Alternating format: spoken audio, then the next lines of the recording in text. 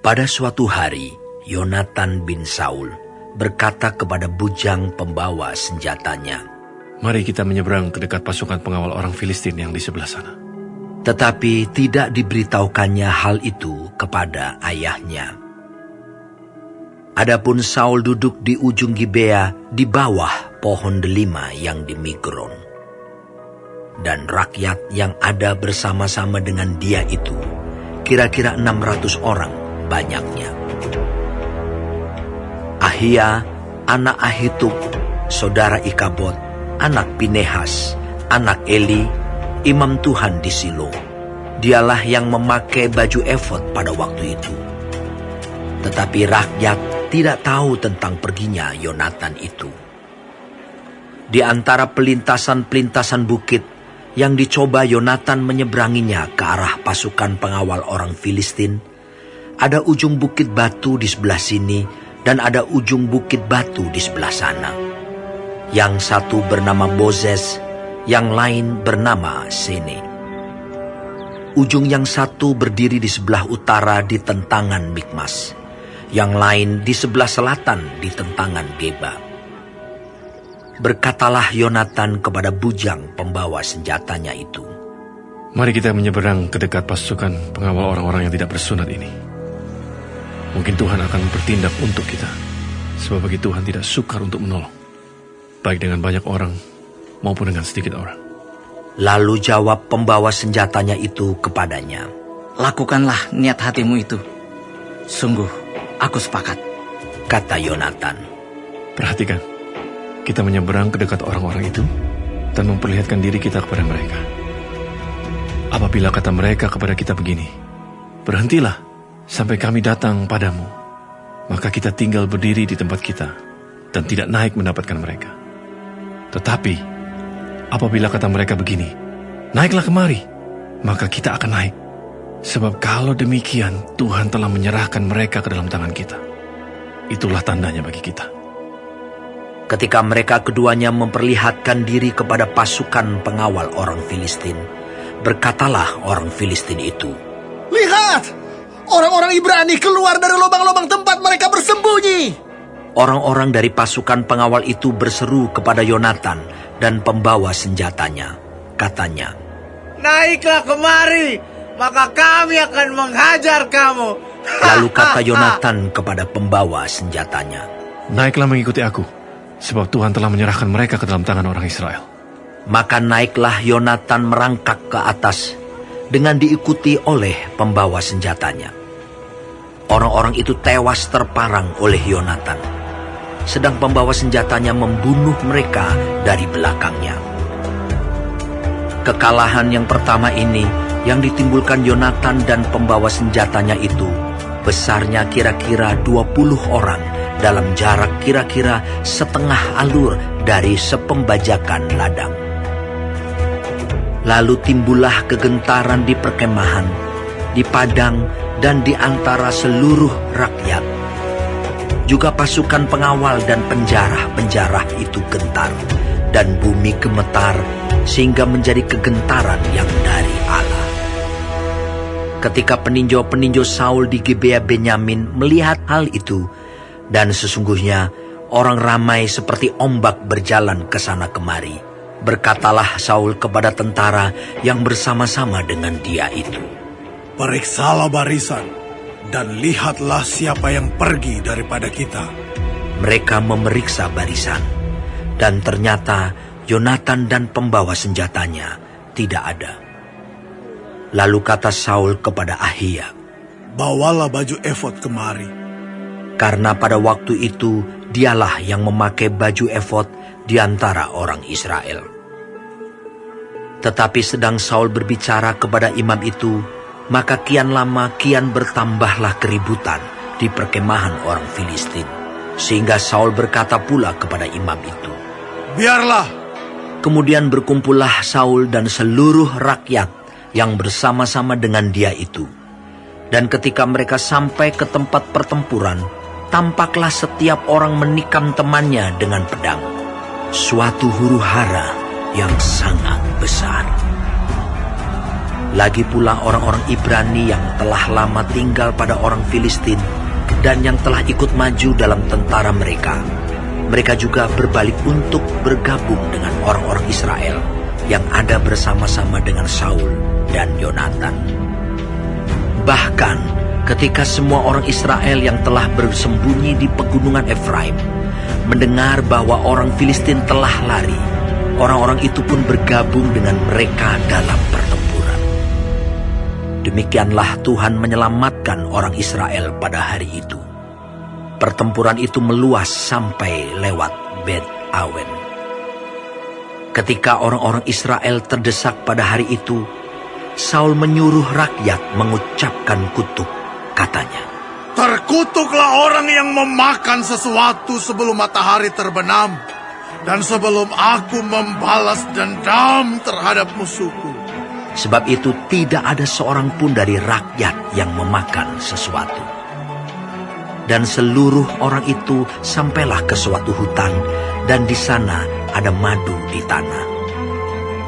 Ketika rakyat sampai ke hutan itu, tampaklah ada di sana madu meleleh, tetapi tidak ada seorang pun yang mencedoknya ke mulutnya dengan tangan, sebab rakyat takut kepada sumpah itu.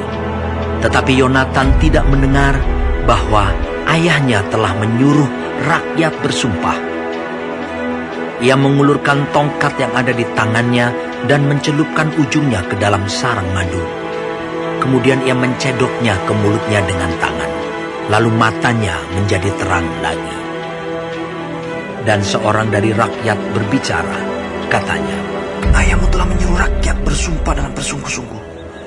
Katanya, terkutuklah orang yang memakan sesuatu pada hari ini, sebab itu rakyat letih lesu.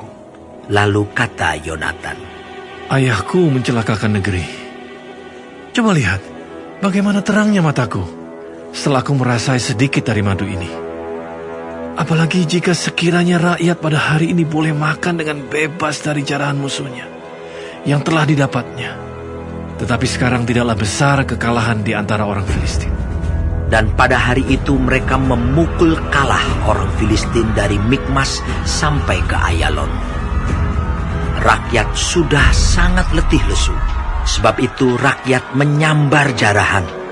Mereka mengambil kambing domba, lembu dan anak lembu, menyembelihnya begitu saja di atas tanah, dan memakannya dengan darahnya. Lalu diberitahukanlah kepada Saul demikian. Lihat, rakyat berdosa terhadap Tuhan dengan memakannya dengan darahnya. Dan ia berkata, Kamu berbuat khianat. Gulingkanlah sekarang juga sebuah batu besar kemari. kata Saul pula, Berserak-seraklah di antara rakyat dan katakan kepada mereka, setiap orang harus membawa lembunya atau dombanya kepadaku. Sembelilah itu di sini, maka kamu boleh memakannya. Tetapi janganlah berdosa terhadap Tuhan dengan memakannya dengan darahnya. Lalu setiap orang dari seluruh rakyat membawa serta pada malam itu lembunya, dan mereka menyembelihnya di sana. Saul mendirikan mezbah bagi Tuhan. Inilah mezbah yang mula-mula sekali didirikannya bagi Tuhan. Lagi kata Saul, Marilah kita pada malam ini mengejar orang Filistin dan menjarahi mereka sampai fajar menyingsing. Dan janganlah kita biarkan hidup seorang pun dari mereka. jawab mereka itu. Perbuatlah apa yang kau pandang baik. Tetapi imam berkata, Marilah kita dahulu tampil menghadap Allah di sini. Saul bertanya kepada Allah, Bolehkah aku mengejar orang Filistin itu? Akan kau serahkankah mereka ke dalam tangan orang Israel? tetapi pada hari itu ia tidak menjawab Saul. Lalu kata Saul, Datanglah kemari, kamu segala pemuka rakyat. Berusahalah mengetahui apa sebab dosa ini terjadi pada hari ini. Sebab demi Tuhan yang hidup, yang menyelamatkan orang Israel, sekalipun itu disebabkan oleh Yonatan, anakku, maka ia pasti akan mati. Tetapi seorang pun dari seluruh rakyat tidak ada yang menjawabnya. Kemudian berkatalah ia kepada seluruh orang Israel, Kamu berdiri di sebelah yang satu, dan aku serta anakku Yonatan akan berdiri di sebelah yang lain. Lalu jawab rakyat kepada Saul. Perbuatlah apa yang kau pandang baik. Lalu berkatalah Saul, Ya Tuhan, Allah Israel, mengapa engkau tidak menjawab hamba-Mu pada hari ini? Jika kesalahan itu ada padaku atau pada anakku Yonatan, ya Tuhan Allah Israel, tunjukkanlah kiranya Urim. Tetapi jika kesalahan itu ada pada umat-Mu Israel, tunjukkanlah Tumim. Lalu didapati Yonatan dan Saul, tetapi rakyat itu terluput. Kata Saul, Buanglah undi antara aku dan anakku Yonatan. lalu didapati Yonatan. Kata Saul kepada Yonatan, Beritahukanlah kepadaku apa yang telah kau perbuat. lalu Yonatan memberitahukan kepadanya. Katanya, Memang, aku telah merasai sedikit madu dengan ujung tongkat yang ada di tanganku. Aku bersedia untuk mati. kata Saul, Beginilah kiranya Allah menghukum aku, bahkan lebih daripada itu. Sesungguhnya Yonatan, engkau harus mati.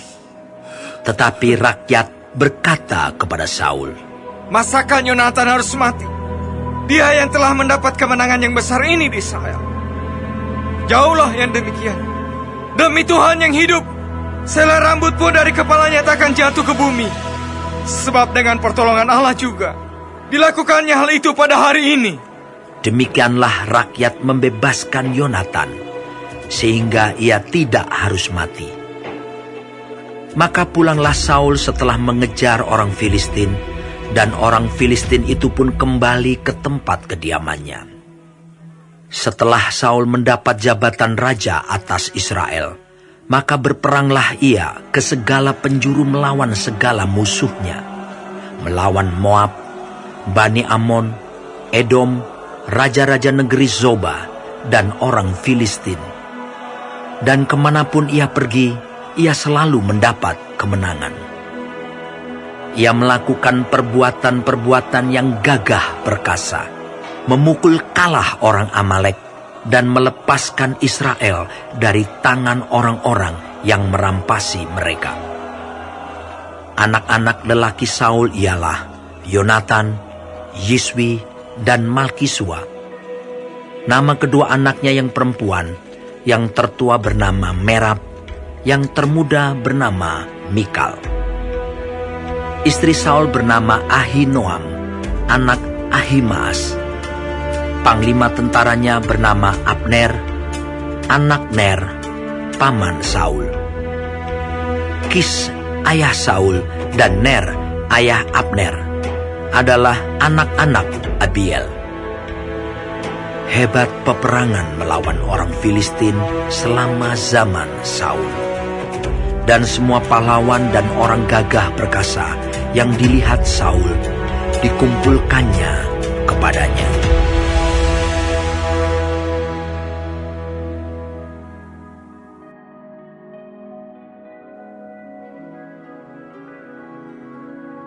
Anak-anak Yehuda ialah Peres, Hesron, Karmi, Hur, dan Syobal. Reaya anak Syobal memperanakan Yahat, dan Yahat memperanakan Ahumai dan Lahat. Itulah kaum-kaum orang Zora. Inilah anak-anak Etam, Yisrael, Isma, dan Itbas. Nama saudara perempuan mereka ialah Haselel Poni. Lalu Pnuel, bapa Gedor, dan Ezer, bapa Husa. Itulah keturunan Hur, anak sulung Efrata, bapa Betlehem. Asyur, bapa Tekoa, mempunyai 2 istri, yakni Hela dan Naara. Naara melahirkan baginya Ahusam, Hefer, Temeni, dan orang Ahastari. Itulah anak-anak Naara. Anak-anak Hela ialah Zeret, Yesohar, dan Etnan. Kos memperanakan Anub, Hasobeba, dan kaum-kaum Aharhel bin Harum. Yabes lebih dimuliakan daripada saudara-saudaranya. Nama Yabes itu diberi ibunya kepadanya, sebab katanya, "Aku telah melahirkan dia dengan kesakitan." Yabes berseru kepada Allah Israel, katanya, Kiranya Engkau memberkati aku berlimpah-limpah dan memperluas daerahku. Dan kiranya tangan-Mu menyertai aku dan melindungi aku daripada malapetaka, sehingga kesakitan tidak menimpa aku. dan Allah mengabulkan permintaannya itu. Kelub, saudara Suha, memperanakan Mehir. Dialah ayah Eston. Dan Eston memperanakan Betrafa, Paseah, dan Tehina, bapa Irnahas. Itulah orang-orang Reka. Anak-anak Kenas ialah Otniel dan Seraya. Dan anak-anak Otniel ialah Hatat dan Meonotai. Dan Meonotai memperanakan Ofra. Seraya memperanakan Yoab, bapa lembah tukang-tukang, karena mereka adalah tukang-tukang. Anak-anak Kaleb bin Yefune ialah Iru, Ela, dan Naam. Dan keturunan Ela ialah Kenas. Anak-anak Yehaleleel ialah Zif, Zifa, Tiria, dan Asareel.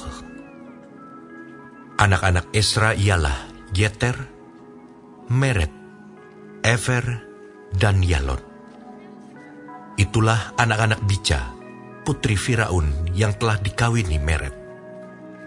Perempuan ini melahirkan Miriam, Samai, dan Yisba, bapa Estemoa.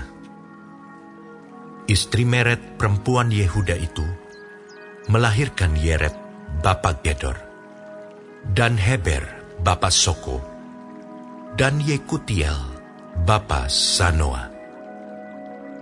Anak-anak istri Hodia, saudara perempuan Naham, ialah Abu Kehila, orang Garmi itu, dan Estemoa, orang Maaka itu.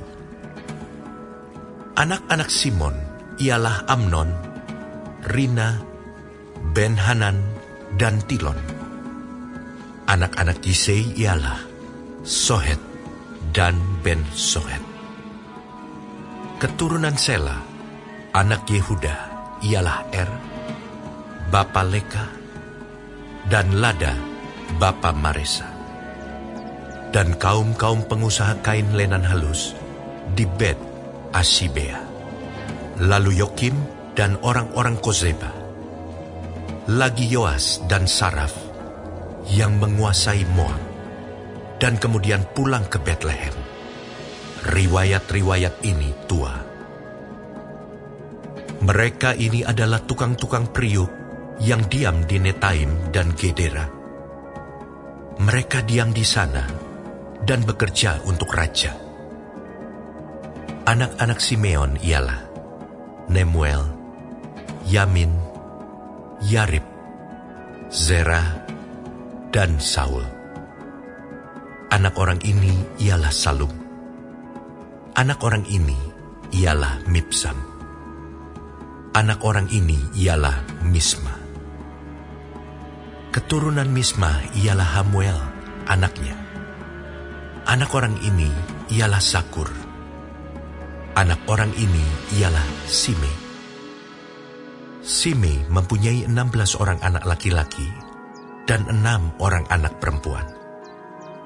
Tetapi saudara-saudaranya tidak mempunyai banyak anak. Seluruh kaum mereka tidak bertambah banyak seperti Bani Yehuda. Mereka diam di Beersheba, Molada, Hazar Sual, Bilha, Ezem, Tolat, Betuel, Horma, Ziklak, Bet Markabot, Hazar Susim, Bet Biri, dan di Saaraim. Itulah kota-kota mereka sampai Daud menjadi raja. Dan desa-desanya ialah Etam, Ain, Rimon, Tokhen, dan Asan, 5 perkampungan.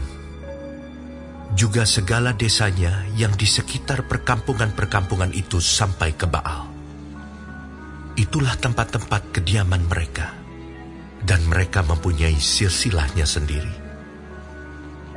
Dan Mesobab, Yamlech, Yosa bin Amazia, Yoel, Yehu bin Yosibia, bin Seraya bin Asiel, Elioenai, Yaakobah, Yesohaya, Asaya, Adiel, Yesimiel, Benaya, Zisa bin Sifei bin Alon, bin Yedaya, bin Simri, bin Semaya. Orang-orang ini yang disebutkan dengan nama-namanya adalah pemimpin-pemimpin di antara kaum-kaum mereka. Keluarga-keluarga mereka makin bertambah banyak. Oleh sebab itu, mereka pindah ke arah Gedor sampai ke sebelah timur lembah untuk mencari padang rumput bagi kambing domba mereka. Mereka menemui padang rumput yang gemuk dan baik. Negeri itu luas, aman, dan sentosa. Orang-orang yang diam di sana sebelum mereka berasal dari Ham. Orang-orang yang namanya tertulis ini datang dalam zaman Hizkia, Raja Yehuda, dan memusnahkan kemah-kemah orang Ham dan orang Meunim yang terdapat di sana, dan menumpas mereka. Demikianlah sampai hari ini. Kemudian mereka menduduki tempat-tempat orang itu, sebab di sana ada padang rumput bagi kambing domba mereka. Dan sebagian dari mereka, dari Bani Simeon, sebanyak 500 orang, pindah ke pegunungan Seir. Sebagai kepala mereka ialah Pelaca, Nearia, Refaya, dan Uziel, anak-anak Yisei. Mereka membinasakan sisa orang Amalek yang telah meluputkan diri. Lalu mereka diam di sana sampai hari ini.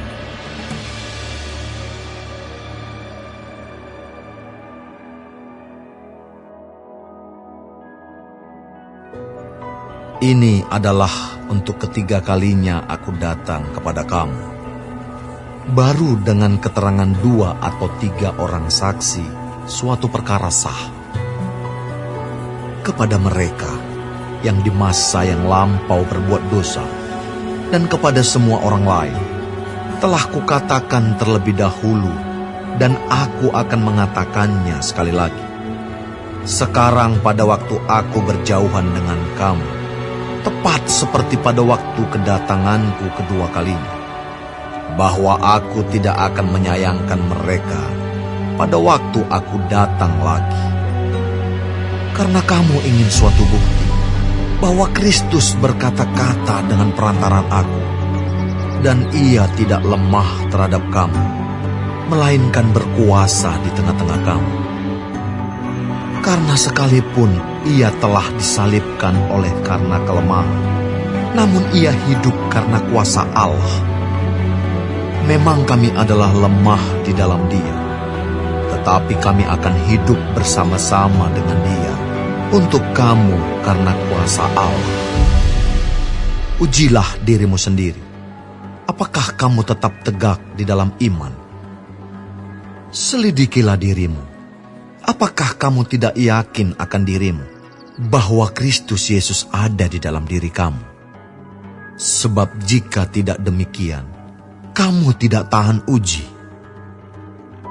Tetapi aku harap bahwa kamu tahu bahwa bukan kami yang tidak tahan uji. Kami berdoa kepada Allah agar kamu jangan berbuat jahat, bukan supaya kami ternyata tahan uji, melainkan supaya kamu ini boleh berbuat apa yang baik, sekalipun kami sendiri tampaknya tidak tahan uji. Karena kami tidak dapat berbuat apa-apa melawan kebenaran. Yang dapat kami perbuat ialah untuk kebenaran. Sebab kami bersukacita apabila kami lemah dan kamu kuat. Dan inilah yang kami doakan, yaitu supaya kamu menjadi sempurna. Itulah sebabnya sekali ini aku menulis kepada kamu ketika aku berjauhan dengan kamu, supaya bila aku berada di tengah-tengah kamu, aku tidak terpaksa bertindak keras menurut kuasa yang dianugerahkan Tuhan kepadaku untuk membangun dan bukan untuk meruntuhkan. Akhirnya, saudara-saudaraku, bersukacitalah, usahakanlah dirimu supaya sempurna. Terimalah segala nasihatku, sehati sepikirlah kamu, dan hiduplah dalam damai sejahtera. Maka Allah, sumber kasih dan damai sejahtera, akan menyertai kamu. Berilah salam seorang kepada yang lain dengan cium yang kudus. Salam dari semua orang kudus kepada kamu. Kasih karunia Tuhan Yesus Kristus, dan kasih Allah, dan persekutuan Roh Kudus menyertai kamu sekalian.